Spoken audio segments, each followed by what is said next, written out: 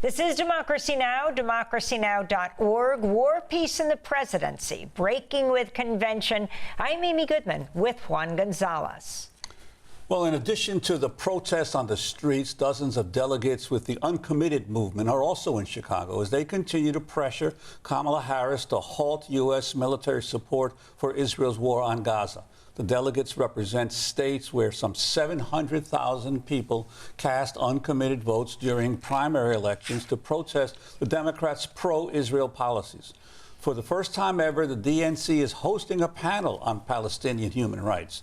The uncommitted delegates welcomed the move and are continuing to request that Dr. Tanya Haj Hassan, who has volunteered in Gaza, be permitted to address the convention from the stage. Top Democrats have spent weeks meeting with uncommitted voters and their allies, including a sit-down between Harris and the mayor of Dearborn, Michigan, Abdullah Hammoud. In an effort to respond to criticism in key swing states like Michigan, which has a significant Arab American population, Harris's campaign manager, Julie Chavez Rodriguez, Thursday held separate one-on-one meetings with leaders of the Arab American community uncommitted movement in Metro Detroit, among them Osama Siblani, founder and publisher of the Arab American News, the largest and most widely circulated Arab American publication in the United States. He's based in Dearborn, Michigan, where he joins us from today. Osama Siblani, welcome back to Democracy Now! Can you talk about that meeting you had with Julie Chavez Rodriguez, one of the campaign managers for Harris, had been for Biden, the granddaughter of Cesar Chavez?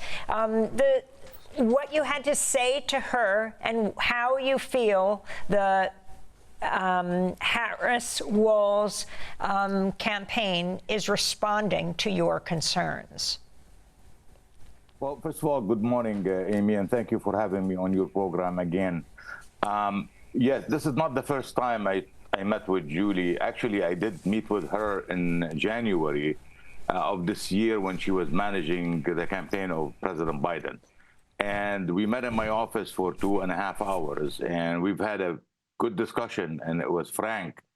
And I met her again last Thursday, and now she's managing the Harris campaign. And we met and we talked for about an hour, and it was a frank and straightforward discussion. It was the same discussion, and I told her that it's true that the Democratic Party changed horses, but we're still seeing the same jockey. That is Benjamin Netanyahu riding these horses all the way, in the same direction, doing the same thing. I've been listening to the program, and I've listened to the demonstrators, and all of them, they're right on the point. They have made a very good case. I would say that they have represented everything that we believe in, everything that we have said.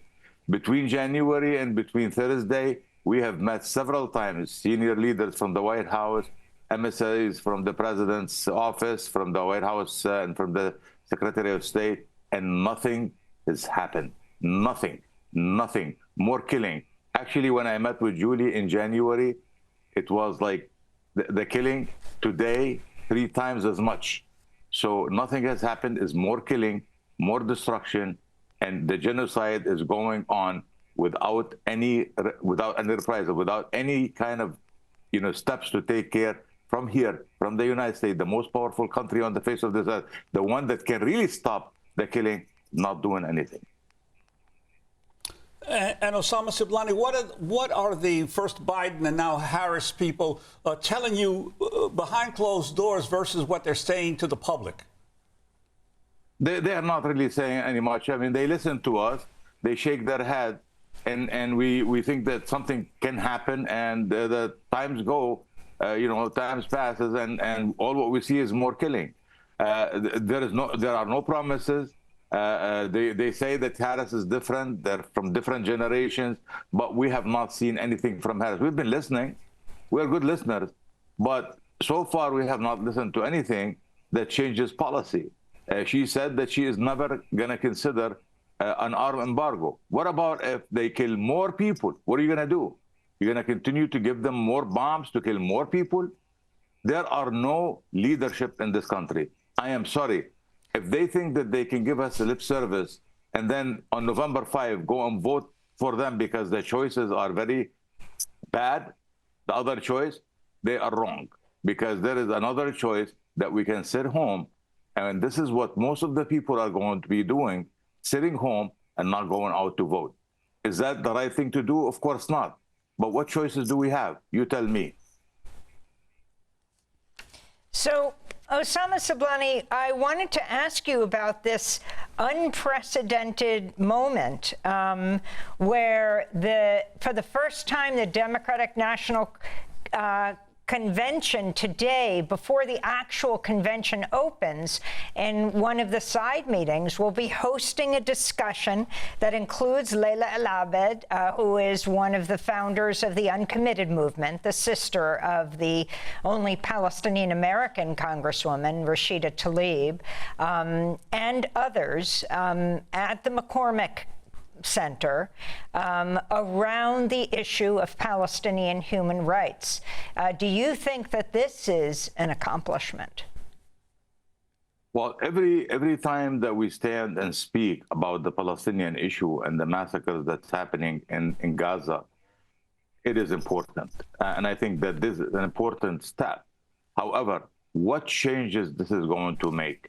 We have been talking to this administration since October, right after October. And we have been meeting, and every meeting we listen, they listen, we talk, they listen, they talk, we listen, they leave, nothing happens, more killing is happening. That is what is happening. Now, we have to stop talk. We have to stop the talk and can do something to stop the killing. Because this is what's happening right now. You know, like you see these people are suffering every day more and more.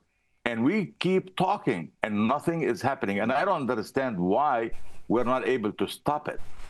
This country is able to stop the killing tomorrow. If there is a will, there is a way, but the will is not there anymore. So I welcome the discussions, but those discussions are leading us nowhere, Amy. Nowhere, nowhere. Our people are dying every day in a way that is unprecedented. We see them on television with body parts, the children, carrying children dead, 16, 17 years old, carrying those babies, dripping with blood. That is not a very good scene. That is not how peace is going to be generated in the Middle East. That's more war and more hate, not peace, not harmony anymore.